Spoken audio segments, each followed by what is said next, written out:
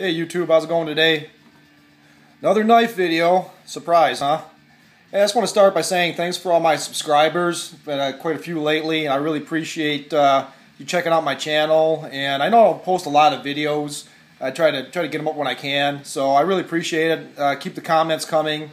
And I have a tendency, I check out other people's sites too, you know, channels, and subscribe here and there. And some great videos out there. So kudos to the knife guys.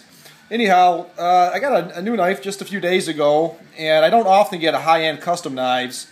This one is one of those. It was about 2 years in the making. This is by a guy named Sawby. He's out of Idaho. Real sought-after maker. Great stuff, man. He just makes a fabulous locking knife. He's got two different mechanisms that he actually patented. One's called a self-lock, which is this knife here. Has a self-lock on, and then he does a button lock. And they both work off the lockback design. And I'm not going to go into full detail about the locks because there's some of it I don't know. I know it's packed with grease, and his lockups are rock solid.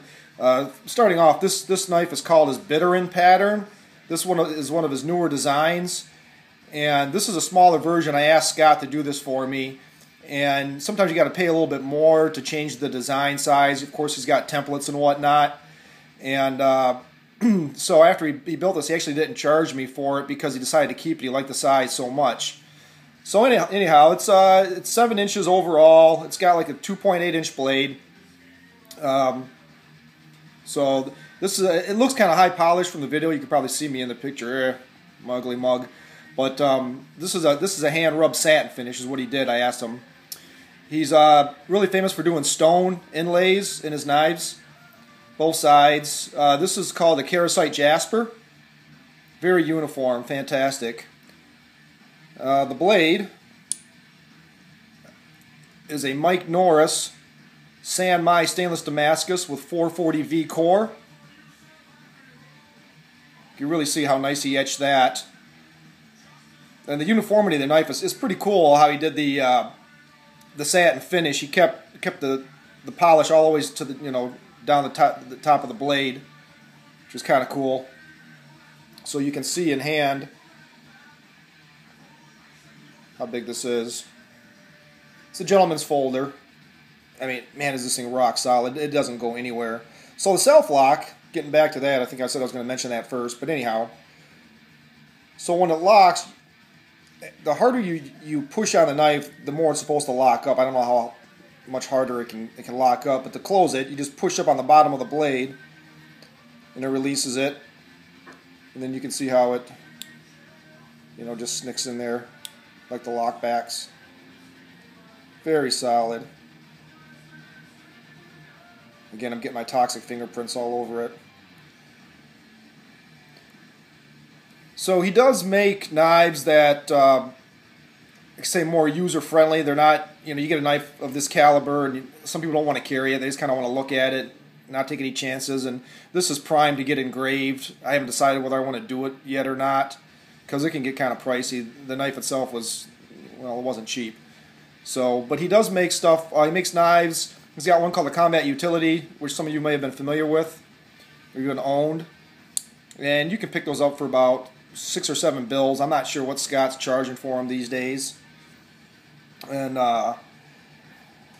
get where instead of having like an inlay, it's just scales of like carbon fiber, and then bolstered. You can get bead blasted, stuff like that. So anyhow, I don't know what else to really say about the knife.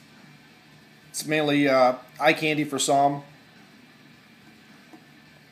It's just so smooth. The knife is just so smooth. Nice thin. He's known for his thin blades. I like a thicker blade usually, but for this size knife, it's great for EDC. And you can do this one-handed. Opening, not so much. You'd have to grab it from the backside, and But again, it's a gentleman's folder. You get a leather pocket sheath or something for it. I may eventually have a sheath made for it. I'm not sure. So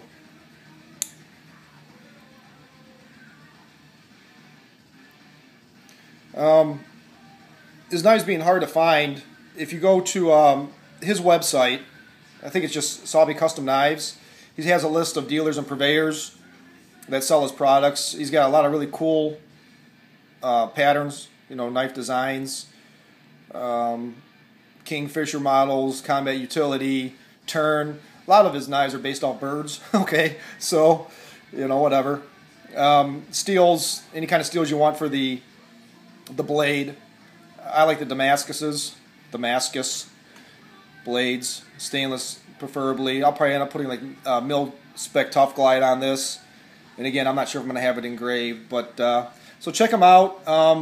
Michael Donato, knifepurveyor.com. I think he's got a few of his pieces in stock. Try not to get surprised at the prices because again, they're not inexpensive by any means, but fantastic to own. Scott's getting up there, a little bit older guy, very nice gentleman, and he's slowing down in his years. I don't know how long he's going to be making knives, so if you get a chance, pick him up. All right, guys, enjoy the vid. I hope you enjoyed the vid, and I hope your knife collection is growing. Have a good one.